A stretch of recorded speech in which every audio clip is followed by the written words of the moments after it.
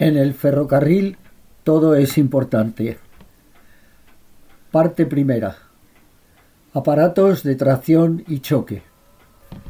Breves nociones.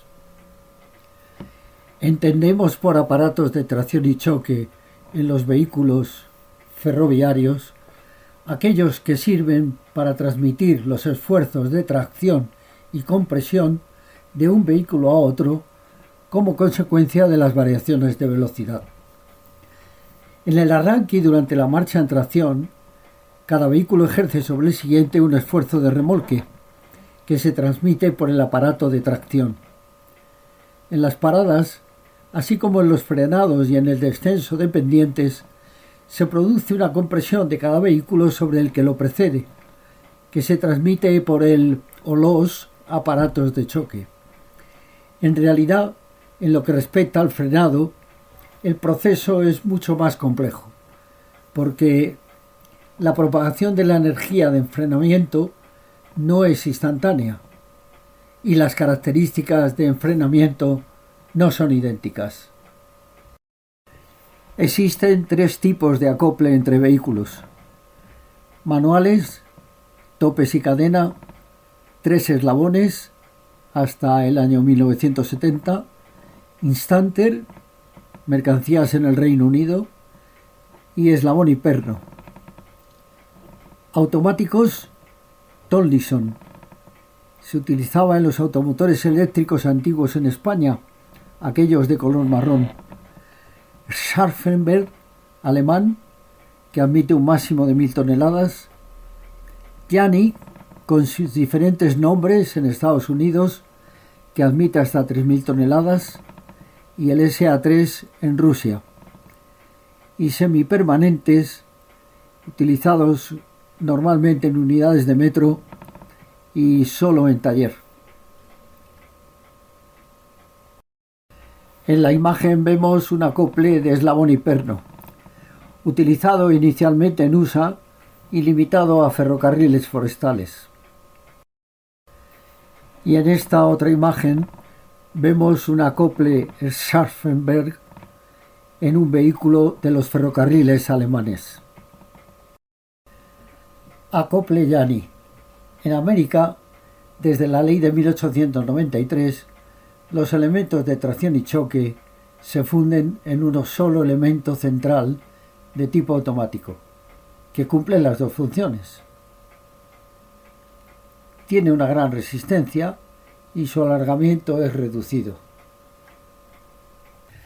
Vista superior del acople Jani en un tren en marcha. Este es el enganche Tomlinson. En la imagen frontal se pueden observar en el centro, arriba, las dos conexiones de los sistemas neumáticos y en la parte inferior los contactos eléctricos. En Europa, salvo en Rusia, los elementos de tracción y choque están claramente diferenciados. Tienen un enganche de tornillo central y topes en los extremos. Presenta una débil resistencia y gran alargamiento.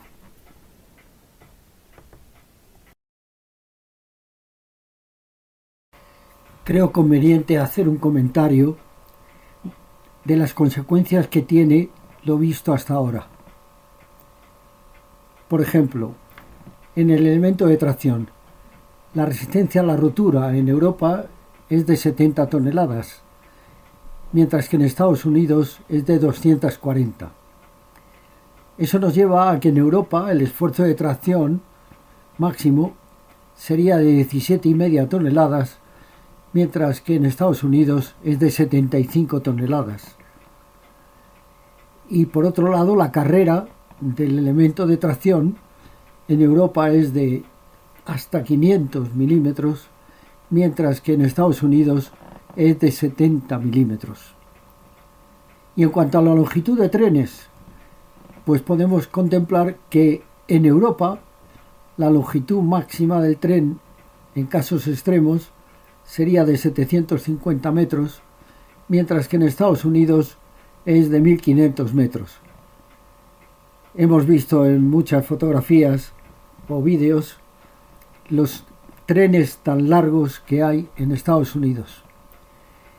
La variación de longitud máxima en Europa sería de 40 metros, mientras que en Estados Unidos alcanza los 10 metros, lo cual supone que en Europa es un 6% de alargamiento del tren, mientras que en Estados Unidos es del 0,7%, siendo trenes mucho más largos.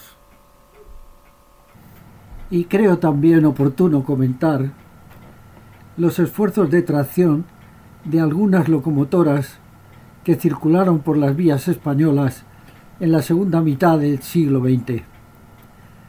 La Santa Fe, 25.000 kilos, la Garrat, 22.200, la Marilyn, 20.800, la Confederación, 16.260 y la Mikado, 14.790 kilos.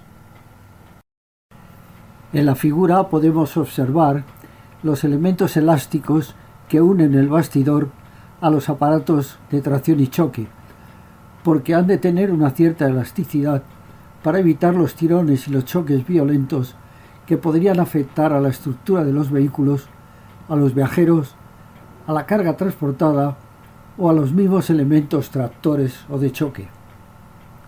Aquí podemos ver que el aparato de tracción tiene una cierta elasticidad al estar equipado de un muelle helicoidal.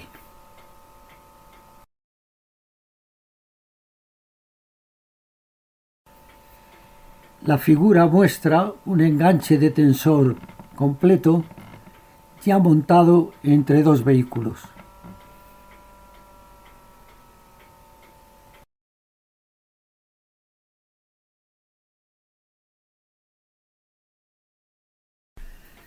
Las cadenas de seguridad también llevan sus acoplamientos elásticos, que pueden ser o un muelle helicoidal o un elemento de caucho elástico.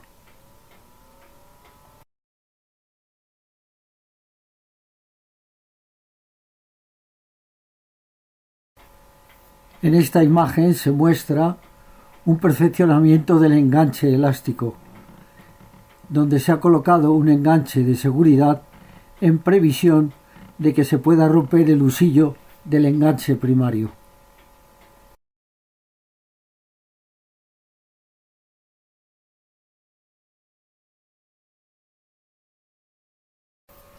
Hay dos sistemas principales de tracción: tracción discontinua y tracción continua. La tracción discontinua es la mostrada hasta ahora y consiste en que la fuerza de la tracción se va transmitiendo a lo largo del tren a través de los elementos de tracción y de los bastidores de los vehículos alternativamente, por lo que sufren los bastidores. Se utiliza en Europa tanto para trenes de viajeros como para trenes de mercancías. En la tracción continua, la fuerza de tracción se va transmitiendo a lo largo del tren a través de una barra rígida o elástica que lleva a cada vehículo longitudinalmente de testero a testero unida al bastidor y que se engancha a la que llevan los vehículos contiguos. Este tipo de tracción se utiliza en Suiza y en los países escandinavos para trenes de mercancías. Este sistema suele hacer el arranque difícil y lento, al tener que mover a la vez toda la masa del tren.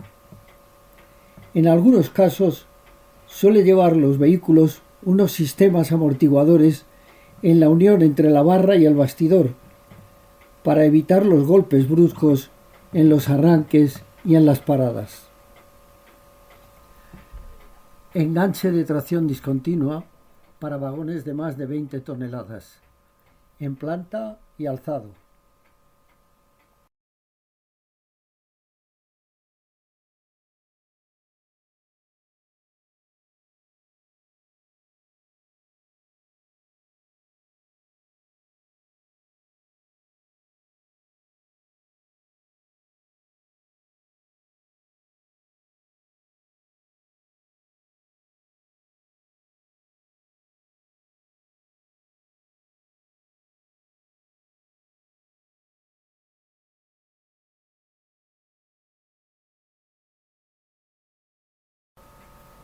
y en fotografías. Paso a hacer unos breves comentarios de las condiciones de tracción y choque en los trenes de viajeros, para evitar los movimientos de lazo, pero antes expliquemos un poco en qué consisten los movimientos de lazo. El par de ruedas, además de su movimiento de progresión, puede efectuar por diversas causas movimientos en dirección de su propio eje. La conicidad de las llantas tiende a mantener centrada la rodadura entre los carriles, por lo que el eje no se desplazará según la vía, sino describiendo una sinusoide, es decir, el llamado movimiento de lazo. Para evitar estos movimientos de lazo, se deben mantener los vehículos en contacto estrecho, lo cual se consigue apretando fuertemente los enganches. Esto exige el empleo de muelles de tracción poco flexibles. El tren forma un solo bloque con la suficiente flexibilidad para el paso de las curvas. Las locomotoras de gran velocidad que se emplean para estos trenes de viajeros suelen ser bastante potentes para permitir el arranque simultáneo de todo el tren. Por el contrario, para que los frenados enérgicos, las sacudidas no sean demasiado violentas, precisan que los muelles de choque sean muy flexibles. En vehículos de viajeros, los muelles de tracción de 12 a 20 milímetros por tonelada y los muelles de choque de 50 a 70 milímetros por tonelada. Para que en los trenes de viajeros los topes se encuentren constantemente en contacto, se precisa no solamente, como hemos dicho, que la flexibilidad del aparato de choque sea mayor que la del aparato de tracción, sino que la tensión de enganche en aquel, es decir, la producida en el muelle de choque al apretar los enganches, sea superior al esfuerzo de tracción en marcha normal. Con objeto de poder apretar más rápidamente los topes, se montan los muelles de choque con una tensión inicial próxima a la tensión de enganche. Incluso para facilitar el enganche y apriete de los topes, se comprime a veces el tren contra un parachoques o topera.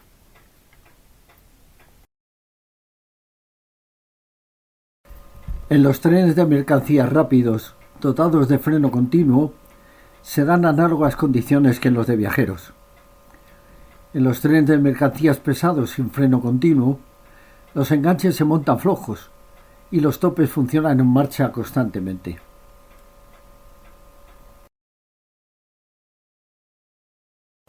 Los límites de los trenes de mercancías en España son los siguientes. Número máximo de ejes, 120. Equivale a 60 vagones de 2 ejes. Carga máxima normal, 1.200 toneladas. Longitud máxima, incluidas las locomotoras, 500 metros. Y el retardo del freno continuo de cabeza a cola, de 5 a 10 segundos. Las locomotoras no siempre poseen la potencia necesaria para arrancar simultáneamente todo el tren. En tal caso, y aunque para hacer los enganches con facilidad se necesita reapretar unos contra otros los vagones, operación que en jerga ferroviaria se denomina dar topes, no se colocan los topes en contacto, a fin de que el arranque tenga lugar vehículo por vehículo, de cabeza a cola, y de este modo la inercia de los que ya han arrancado contribuye a poner en marcha sucesivamente a los demás. Seguimos con las condiciones de tracción y choque en los trenes de mercancías. Para atenuar los choques que sufren los vehículos, cuya violencia aumenta de cabeza a cola del tren, se precisa que los muelles de tracción sean muy flexibles. Por su parte, los muelles de choque deben ser poco flexibles, tanto por motivos económicos como para evitar las roturas de enganches que podrían ser ocasionadas por reacciones demasiado violentas en el momento de la parada. En efecto, como ésta se inicia por la cabeza del tren, los vehículos se comprimen unos sobre otros contra la locomotora y el tren se acorta tanto más cuanto mayor sea la flexibilidad de los resortes. Lograda la parada, los muelles se extienden y producen el sucesivo recule de los vehículos, empezando por el de cola.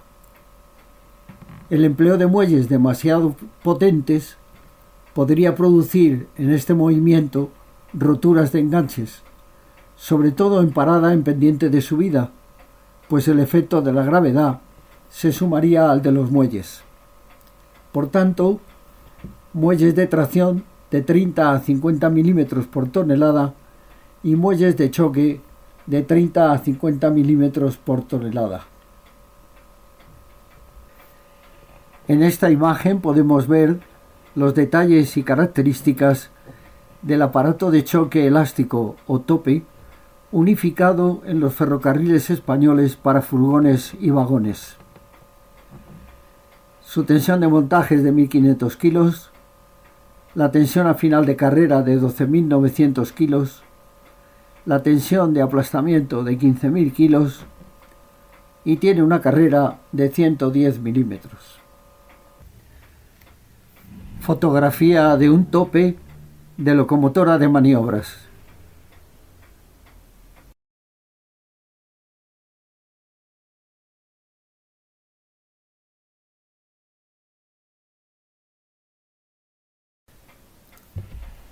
Detalle de la ubicación del muelle helicoidal a través del visor.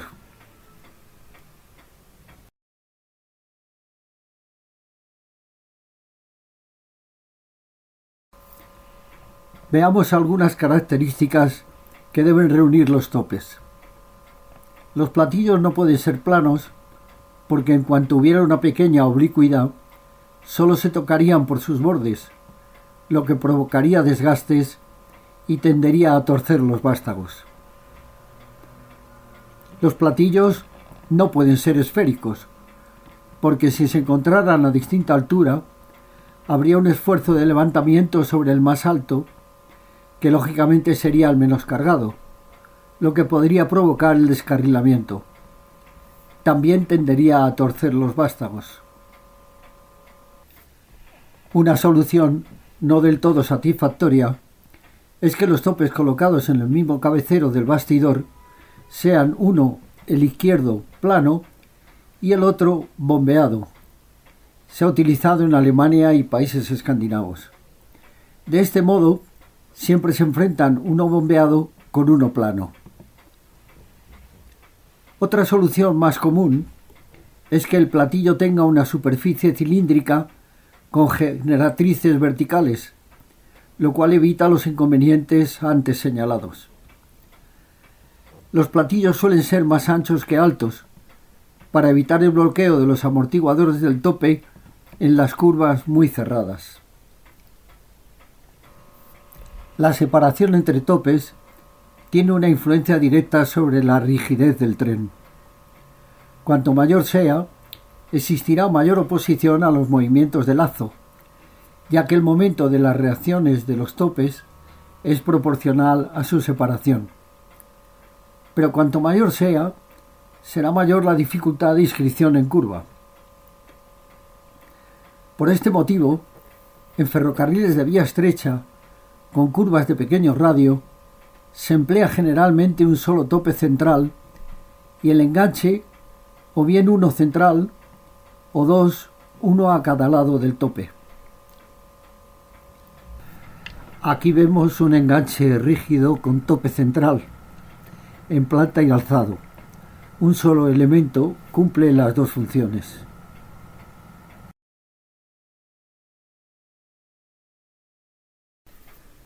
Un ejemplo con tope central y cadena. Otra variante bastante más moderna con tope central y cadena.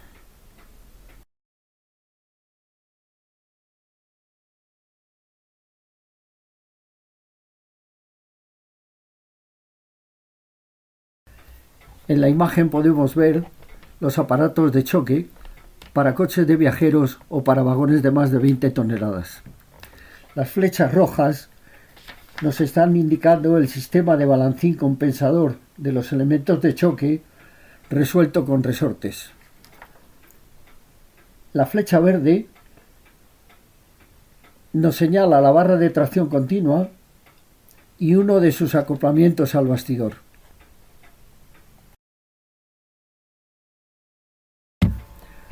Otro sistema compensador de los elementos de choque resuelto con ballesta.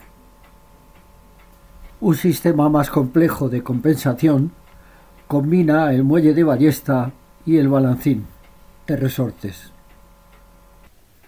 Un ejemplo de amortiguamiento del tope con muelle de caucho, también para coches de viajeros o para vagones de más de 20 toneladas.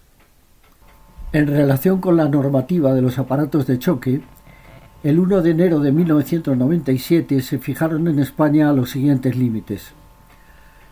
Altura del eje del tope sobre la cabeza de carril, 1060 más 5 o menos 20 milímetros. Máxima diferencia entre topes de un mismo testero, 10 milímetros. Distancia entre ejes de topes, 1850 más menos 10 milímetros. Distancia entre bordes internos, mayor de 1270 milímetros, para respetar el rectángulo de Berna por la seguridad del enganchador. Altura del gancho de tracción sobre cabeza del carril, 1060 más 5 o menos 20 milímetros, y si es automático el gancho de tracción, 1045 más 20 menos 5 milímetros. Y aquí tenemos la normativa europea para el conjunto de los elementos de tracción y choque. El 28 de julio de 2006, la Comisión Europea fijó lo siguiente. Altura del eje de topes debe estar comprendida entre 940 milímetros y 1065 milímetros. Distancia entre ejes de topes, 1750 milímetros. Distancia mínima de solapamiento, 50 milímetros. Carrera, 105 milímetros, menos 5 milímetros. Energía dinámica, 30 kilojulios. Radio de curvatura del platillo, 2750 milímetros, más menos 50 milímetros. Altura del platillo, mayor o igual de 340 milímetros. Altura del gancho, comprendida entre 920 milímetros y 1045 milímetros. Altura de cuelgue, mayor o igual a 140 milímetros. Peso del enganche, menor o igual a 36 kilos. Capacidad estática de absorción, 8 kilojulios. Y en la gráfica podemos ver la distancia que debe haber entre la abertura del gancho de tracción y el extremo del tope extendido al máximo. Y debe ser de 355 milímetros más 45 milímetros menos 20 milímetros. Y seguimos con la normativa europea. La distancia máxima entre la abertura del enganche y el eje de cuelgue del mismo, es decir, cuando está totalmente desatornillado, debe ser de 986 milímetros más 10 milímetros menos 5 milímetros. Y la distancia mínima, es decir, cuando está totalmente atornillado, debe ser de 750 más menos 10 milímetros. Aquí se muestra un tope que cumple la normativa. Obsérvese el centrado de los puntos de choque y roce con el tope del vehículo contiguo. Conclusiones. En el mundo del ferrocarril, todos los detalles tienen importancia. No hay nada superfluo.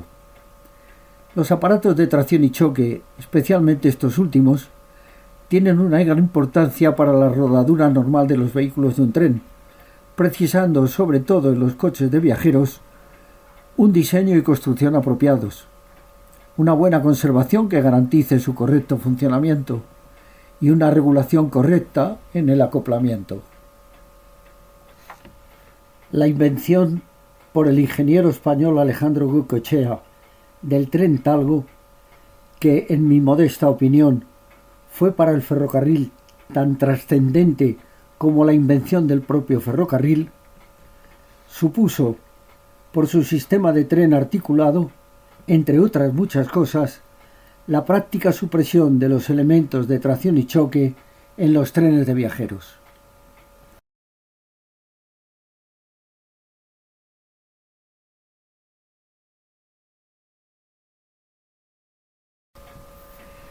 Al introducir las mejoras del Talgo 2 al Talgo 3, una de las cuales era independizarlo de la locomotora y poder enganchar la misma en un extremo del tren o en el otro, según el sentido de la marcha, se adoptó como enganche el sistema Scharfenberg, muy acreditado y común en Europa.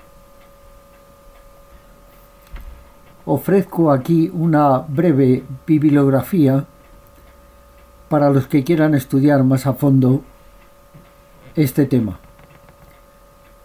Tratado de explotación de ferrocarriles de José María García Lomas, especialmente el tomo segundo.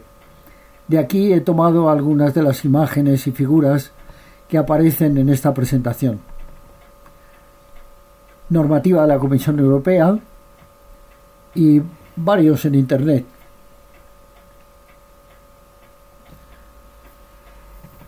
Muchas gracias por su atención.